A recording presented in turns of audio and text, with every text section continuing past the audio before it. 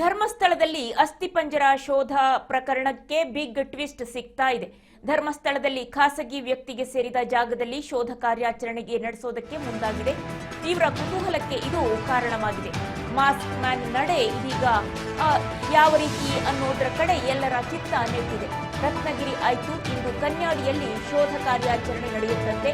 ಧರ್ಮಸ್ಥಳ ಭಾಗ ಪಂಚಾಯಿತಿ ವ್ಯಾಪ್ತಿಯಲ್ಲಿರೋ ಕನ್ಯಾಡಿ ಅನ್ನುವಂತಹ ಗ್ರಾಮ, ಅಲ್ಲಿ ಇವತ್ತು ಶೋಧ ಕಾರ್ಯಾಚರಣೆ ನಡೆಯುತ್ತೆ ಅನ್ನುವಂತಹ ಮಾಹಿತಿ ಲಭ್ಯ ಆಗ್ತಾ ಇದೆ. ಇದು ತೀವ್ರ ಕುತೂಹಲಕ್ಕೆ ಎಡೆ ಮಾಡಿಕೊಡ್ತಾ ಇದೆ. ಮಾಸ್ಕ್ ಮ್ಯಾನ್ ನಡೆ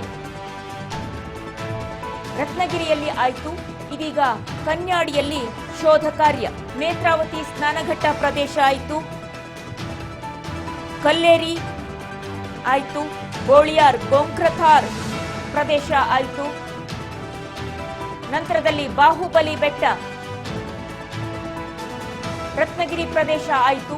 ಇದೀಗ ಹೊಸದೊಂದು ಜಾಗ ಕನ್ಯಾಡಿ. ಕನ್ಯಾಡಿಯ ಕಡೆ ಬೆರಳನ್ನ ತೋರಿಸಿದ್ದಾನೆ ಮುಸುಕುದಾರಿ, ಅನಾಮಿಕ ಸಾಕ್ಷಿ ದೂರುದಾರ.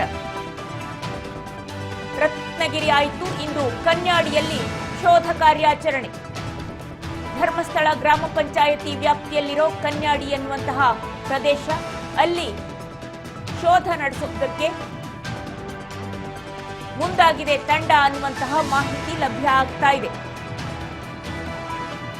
ಧರ್ಮಸ್ಥಳದಲ್ಲಿ ನೂರಾರು ಶವಗಳನ್ನ ಹೂತಿಟ್ಟ ಪ್ರಕರಣಕ್ಕೆ ಸಂಬಂಧಪಟ್ಟಂತೆ ಮುಸುಕುದಾರಿ, ಅನಾಮಿಕ ಸಾಕ್ಷಿ ದೂರುದಾರ ಇಂದು ಬೆರಳು ಮಾಡಿ ತೋರಿಸ್ತಾ ಇರುವಂತಹ ಜಾಗ ಧರ್ಮಸ್ಥಳ ಗ್ರಾಮ ಪಂಚಾಯಿತಿ ವ್ಯಾಪ್ತಿಯಲ್ಲಿರೋ ಕನ್ಯಾಡಿ ಅನ್ನುವಂತಹ ಪ್ರದೇಶ. ಅಲ್ಲಿ ಇವತ್ತು ಶೋಧ ಕಾರ್ಯಾಚರಣೆ ನಡೀತಾ ಇದೆ. ಪದ್ಮಲತಾ ಅಸಹಜ ಸಾವು ಕೇಸ್ ಅಸ್ಥಿಪಂಜರ ಶೋಧ ಕಾರ್ಯಾಚರಣೆಗೆ ದಿನಕ್ಕೊಂದು ತಿರುವು, ದಿನಕ್ಕೊಂದು ಪ್ರದೇಶದಲ್ಲಿ ಶೋಧ ಕಾರ್ಯಾಚರಣೆ ಅನ್ನುವಂತಾಗಿದೆ. 13ನೇ ಸ್ಪಾಟ್ ವರೆಗೂ ಕೂಡ ನೇತ್ರಾವತಿ ಸ್ನಾನಘಟ್ಟ ಪ್ರದೇಶದಲ್ಲಿ ಶೋಧ ಕಾರ್ಯಾಚರಣೆ ನಡೆಯಿತು. 13ನೇ ಪಾಯಿಂಟ್ ಅನ್ನ ಶೋಧ ನಡೆಸದೆ ಹಾಗೆ ಬಿಟ್ಟರು, ಜೀವಂತವಾಗಿ ಉಳಿಸಿಕೊಂಡ್ರು 13ನೇ ಪಾಯಿಂಟ್ ಅನ್ನ. ಅದಕ್ಕೆ ಸಾಕಷ್ಟು ಕಾರಣಗಳನ್ನು ಕೂಡ ನೀಡಿದ್ದಾರೆ, ಯಾಕಾಗಿ 13ನೇ ಪಾಯಿಂಟ್ ಅನ್ನ ತಲಾಶ್ ಮಾಡಿಲ್ಲ ಅಂತ ಹೇಳಿ. ಅದಾದ ನಂತರದಲ್ಲಿ ಬಂಗ್ಲಗುಡ್ಡ ಆಯಿತು, ನಂತರದಲ್ಲಿ ಗೋಂಕ್ರತಾರ್ ಪ್ರದೇಶ ಆಯಿತು, ಗೋಂಕ್ರತಾರ್ ಅರಣ್ಯ ಪ್ರದೇಶ ಆಯಿತು, ಆ ನಂತರದಲ್ಲಿ ಕಲ್ಲೇರಿ ಬಳಿಯ ಗೋಂಕ್ರತಾರ್ ಅರಣ್ಯ ಪ್ರದೇಶ, ನಂತರದಲ್ಲಿ ಬಾಹುಬಲಿ ಬೆಟ್ಟ, ಅಲ್ಲಿಗೂ ಕೂಡ ಪ್ರವೇಶವನ್ನ ಮಾಡಿದ್ರು. ರತ್ನಗಿರಿ ಅರಣ್ಯ ಪ್ರದೇಶದಲ್ಲಿ ಒಣಮರದ ಕೆಳಗೆ ಹೂತಿದ್ದೇನೆ ಅಂದ ಅನಾಮಿಕ ವ್ಯಕ್ತಿ. ಒಣಮರದ ಕೆಳಗೆ ಅಸ್ಥಿಪಂಜರಕ್ಕಾಗಿ ಶೋಧ ಕಾರ್ಯಾಚರಣೆ ನಡೆಯಿತು. ಇದೀಗ ಆತ ಬೆರಳು ಮಾಡಿ ತೋರಿಸ್ತಾ ಇರುವಂತಹ ಜಾಗ ಕನ್ಯಾಡಿ.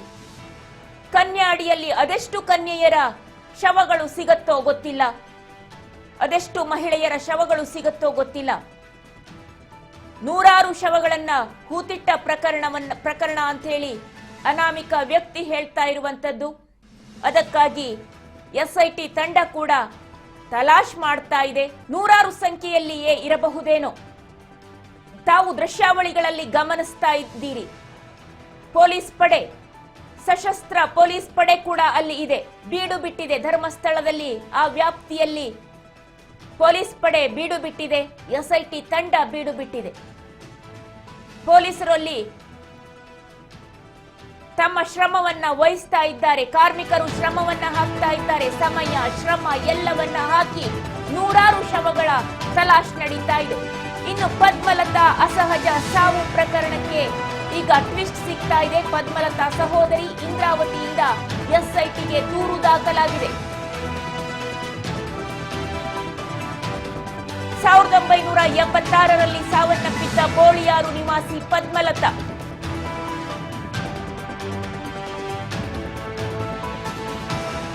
ಮರು ತನಿಖೆಗೆ ಒತ್ತಾಯಿಸಿ ದೂರು ನೀಡಿದ್ದಾರೆ ಪದ್ಮಲತಾ ಸಹೋದರಿ ಇಂದ್ರಾವತಿ. ಪದ್ಮಲತಾ ಅಸಹಜ ಸಾವು ಕೇಸ್ ಮರು ತನಿಖೆಗೆ ಒತ್ತಾಯವನ್ನ ಮಾಡಿದ್ದಾರೆ.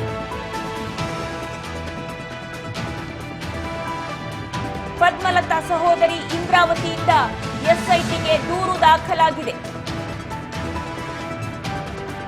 1986ರಲ್ಲಿ ಆಕೆ ಸಾವನ್ನಪ್ಪಿದ್ರಂತೆ. ಗೋಳಿಯಾರು ನಿವಾಸಿ ಪದ್ಮಲತಾ ಆ ಸಾವಿನ ಮರು ತನಿಖೆಗೆ ಒತ್ತಾಯಿಸಿ ದೂರು ನೀಡಿದ್ದಾರೆ ಇಂದ್ರಾವತಿ ಅನ್ನುವ ಮಹಿಳೆ. ಮತ್ತೊಂದು ದೂರು ಕೂಡ ದಾಖಲಾಗಿರುವಂತದ್ದು ಪದ್ಮಲತಾ ಪ್ರಕರಣಕ್ಕೆ ಸಂಬಂಧಪಟ್ಟಂತೆ ಮತ್ತೊಂದು ದೂರು ಇದೀಗ ದಾಖಲಾಗಿದೆ. ಪದ್ಮಲತಾ ಅಸಹಜ ಸಾವು 1986ರಲ್ಲಿ ಆಗಿತ್ತಂತೆ. ಆ ಪ್ರಕರಣಕ್ಕೆ ಸಂಬಂಧಪಟ್ಟಂತೆ ಇದೀಗ ಎಸ್ಐಟಿಗೆ ಮತ್ತೊಂದು ದೂರು ದಾಖಲಾಗಿದೆ. ಬೋಳಿಯಾರು ನಿವಾಸಿ ಪದ್ಮಲತಾ ಆಕೆ 1986ರಲ್ಲಿ ಸಾವನ್ನಪ್ಪಿದ್ದ ಪ್ರಕರಣ, ಅದರ ಮರು ತನಿಖೆಗೆ ಒತ್ತಾಯಿಸಿ ದೂರು ನೀಡಿದ್ದಾರೆ ಇಂದ್ರಾವತಿ. ಒಂದು ಕಡೆ ಅಸ್ಥಿಪಂಜರಿಗಳಿಗಾಗಿ ಶೋಧ ಕಾರ್ಯಾಚರಣೆ ನಡೀತಾ ಇದೆ. ಅದರ ಜೊತೆಯಲ್ಲಿ ಕೇಸುಗಳು ಕೂಡ ಬೇರೆ ಬೇರೆ ಪ್ರಕರಣಗಳು ಕೂಡ ದಾಖಲಾಗ್ತಾ ಇದೆ. ತಮ್ಮವರು ಕಾಣೆಯಾಗಿದ್ದಾರೆ ಅಥವಾ ತಮ್ಮವರ ಅಸಹಜ ಸಾವು ಸಂಭವಿಸಿದೆ, ಈ ಪ್ರಕರಣದ ತನಿಖೆಯನ್ನು ಕೂಡ ಕೈಗೆತ್ತಿಕೊಳ್ಳಿ ಅಂತೇಳಿ ಕೇಸು ಬರ್ತಾ ಇರುವಂತದ್ದು. ಧರ್ಮಸ್ಥಳದಲ್ಲಿ ಅಸ್ಥಿಪಂಜರದ ಶೋಧ ಕಾರ್ಯಾಚರಣೆ ಒಂದಾದ ಮೇಲೆ ಒಂದರಂತೆ ಸ್ಥಳವನ್ನ ತೋರಿಸ್ತಾ ಇದ್ದಾನೆ ಅನಾಮಿಕ ವ್ಯಕ್ತಿ. ಅನಾಮಿಕ ಮುಸುಕುದಾರಿ,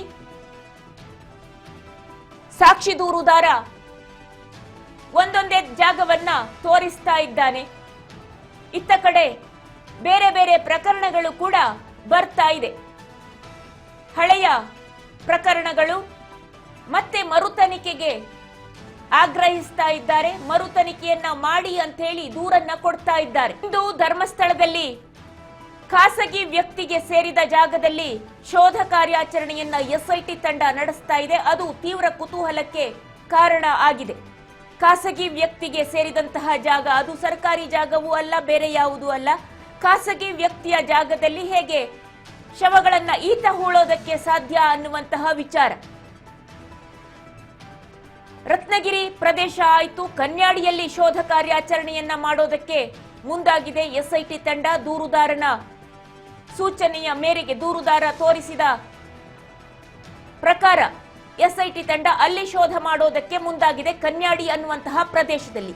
ಇತ್ತ ಪದ್ಮಲತಾ ಅನ್ನುವರ ಅಸಹಜ ಸಾವು 1986ರಲ್ಲಿ ಆಗಿತ್ತು.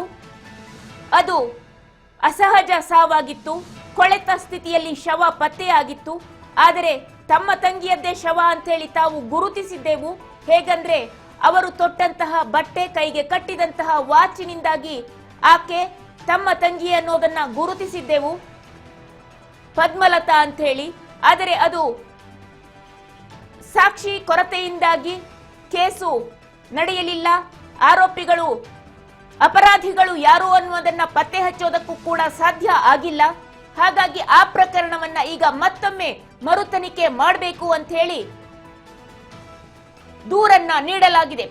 ಪದ್ಮಲತಾ ಅಸಹಜ ಸಾವಿಗೆ ಸಂಬಂಧಪಟ್ಟಂತೆ ಇಂದ್ರಾವತಿ ದೂರನ್ನ ನೀಡಿದ್ದಾರೆ. ಒಟ್ನಲ್ಲಿ ನೂರಾರು ಶವಗಳನ್ನ ಧರ್ಮಸ್ಥಳ ಏರಿಯಾದಲ್ಲಿ ಹೂತಿಟ್ಟ ಪ್ರಕರಣಕ್ಕೆ ಸಂಬಂಧಪಟ್ಟಂತೆ ಇದೀಗ ಮತ್ತೊಂದು ಪ್ರಕರಣ ದಾಖಲಾದಂತಾಗಿದೆ. ಜೊತೆಯಲ್ಲಿ ಆತ ದಿನಕ್ಕೆ ಒಂದೊಂದೇ ಜಾಗವನ್ನ ತೋರಿಸ್ತಾ ಇದ್ದಾನೆ, ಮತ್ತೊಂದು ಇನ್ನೊಂದು ಅಂತ ಹೇಳಿ ಬೆರಳು ಮಾಡಿದಲ್ಲೆಲ್ಲ ಕೂಡ ಎಸ್ಐಟಿ ತಂಡವೂ ಕೂಡ ಕಾರ್ಯಾಚರಣೆಗೆ ಮುಂದಾಗ್ತಾ ಇದೆ. ಸಾಕಷ್ಟು ಸಮಯ, ಶ್ರಮ, ಜೊತೆಯಲ್ಲಿ ಹಣ ಎಲ್ಲವೂ ಕೂಡ ನೀರಿನಂತೆ ಖರ್ಚಾಗ್ತಾ ಇದೆ ಕೂಡ. ಅಷ್ಟೆಲ್ಲ ಮಾಡಿಯೂ ಕೂಡ ಅಪರಾಧಿಗಳು ಸಿಕ್ಕಿಲ್ಲ ಅಂದ್ರೆ ಮಾತ್ರ ಗುಡ್ಡ ಅಗೆದು ಇಲಿಯನ್ನ ಹಿಡಿದಂತಹ ಪರಿಸ್ಥಿತಿ ಆಗುತ್ತೆ.